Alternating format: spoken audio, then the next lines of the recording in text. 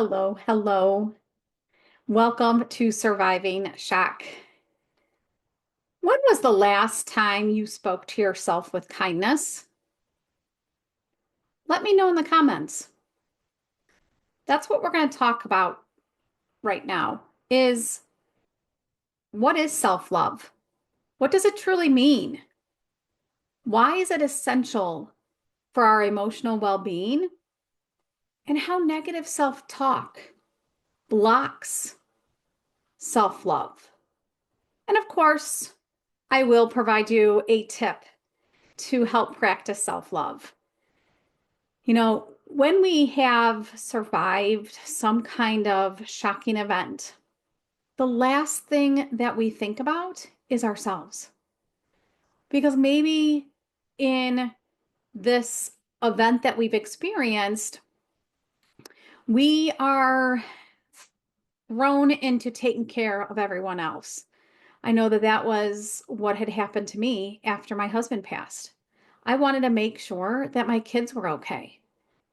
And so I was the last one that I took care of. So self-love is this foundation that empowers us to reach out or reach our full potential. And we infuse it with compassion, grace, and generosity and gentleness. Think about that word compassion. The selfless caretakers that we tend to be, we are not compassionate enough to ourselves. So having self-love is treating ourselves with the same kind of love and care and respect that we give to our loved ones, our best friends, even when we're struggling. So it's extending forgiveness, even when we make mistakes. Self-love is not being selfish at all. It's not selfish at all. And it's not about being perfect. It's just about giving yourself grace and treating yourself like you would treat everyone else every day.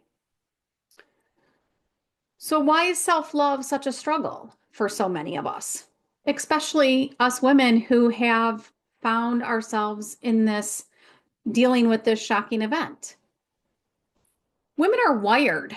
That's just in our nature. We're wired to be nurturing. Think back to even the earlier years of hunting and gathering times. Those women were working to make sure that their home was a safe place for everyone. And they were always making sure that they were taking care of everyone else. And so today, we still have that ingrained nature to nurture everybody. But we also find ourselves taking care of, our children, our partner, maybe even our parents. Maybe you're in that uh, sandwich generation. That's the word I was looking for. Maybe you're in the sandwich generation where you're taking care of your children, but your parents are aging and you need to take care of them too. And so we usually don't leave any time for ourselves when we're taking care of everybody else.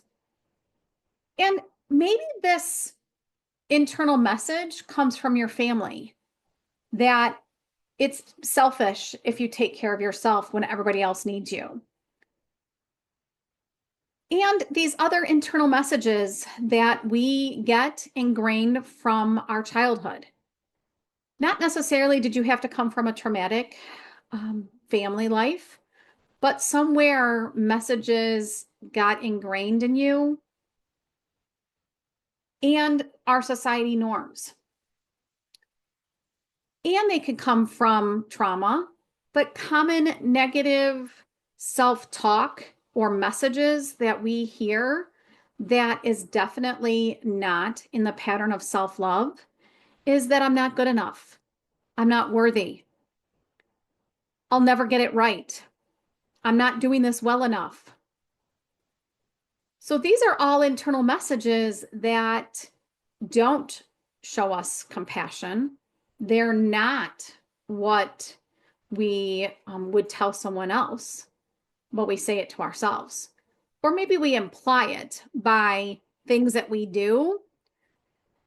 I've been working with a client recently, and she came to me for other stressful events that were happening, and she wanted assistance. But as we've worked through things, she has discovered that all the habits that she has had in her life have come around this theme that I'm not good enough. So obviously, we've had to do some work in regards to her loving herself. And lack of self-love, most likely women who are not giving themselves enough compassion and not talking to themselves and giving and giving and giving to others. Again, not knowing how to say no. Like, I don't know how many times I said yes to something, even though I really didn't have the time. That wasn't taking care of me. So this lack of self-love, women can become resentful and frustrated. And that definitely was me many years ago, probably 10 or 15 years ago. I, was doing for everybody else. I thought that making sure that everything was organized, making sure we had a clean house, making sure that the kids were involved in activities, making sure that I said yes, even though I didn't really have the time to be like a cookie mom or, teaching at Sunday school or whatever those things were. I thought that that was what would make me a better mom. And I started to get resentful and I started getting frustrated more easily. So that's definitely not, I can be a better partner and a better mom if I love myself. So we get exhausted. And I've seen women that are not loving themselves enough get in some very destructive patterns, maybe like drinking too much, eating too much, or maybe even not eating enough because they don't love themselves enough and they start comparing themselves too much to others. And it becomes this body image thing as well. And so then they go on these wild diets and try to lose all this weight. So these become destructive habits and patterns that do not help. And it can be even disguised as perfectionism. We hustle to prove ourselves to others and to ourselves. And so we get into this pattern of overthinking. And I've talked about overthinking in some other trainings, but this idea of perfectionism can come across. It gets disguised that if I'm perfect, then I love myself. And that's a mistake. That's a myth. It empties our tank. And so, there is a lot of connection between the overthinking and self-love. The negative self-talk that we hear, can be a part of that overthinking loop as well. And so why do we care about self-love? Like some people say to me, I'm functioning. I'm doing okay. So why is it so important? Well, having self-love, it builds self-trust and confidence because you stop seeking validation from others. It reduces stress and anxiety because we no longer tear ourselves down with negative self-talk.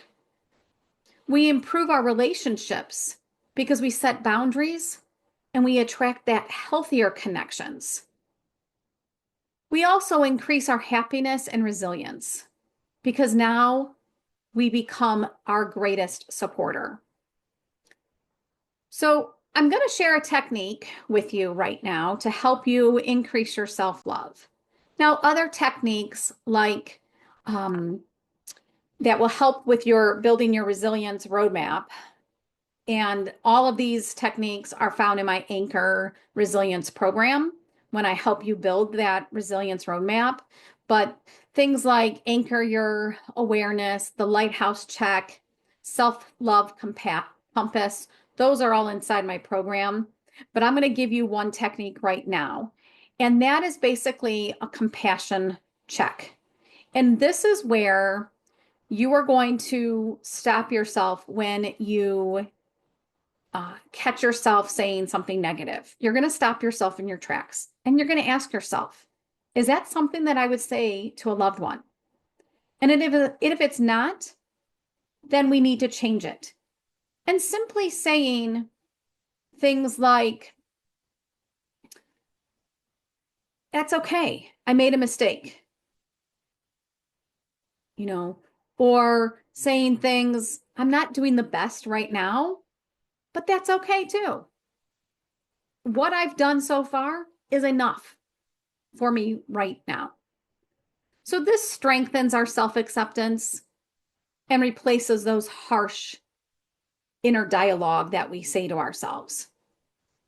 And so if this is resonating with you and you would like more information or use all these other techniques, then comment below and I'll get in touch with you.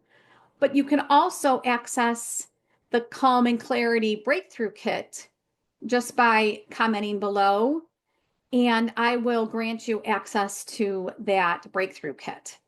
So make sure you subscribe so that you can make sure that you're getting more tips about surviving shock and how to break free from this overwhelmed feelings that you have. And I'm so glad you're here. Thanks again.